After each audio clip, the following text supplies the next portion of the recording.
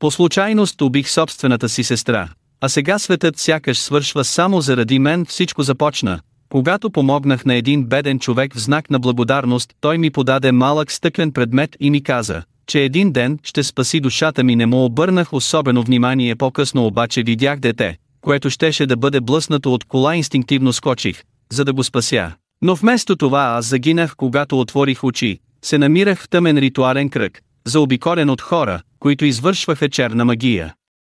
Преди да осъзная какво става, демон се появи пред мен и ме нападна, оставяйки ме в безсъзнание. Следващото, което помня, е как се събудих в болнично легло. Приятели дойдоха да ме посетят, разтревожени от случилото се. Докато говорехме, един от тях изведнъж започна да се дави в собствената си кръв и в следващия миг се превърна в демон. Той атакува останалите. А аз бях напълно безсилен да ги спася. Гледах как приятелите ми умират един по един точно когато си мислех, че това е краят.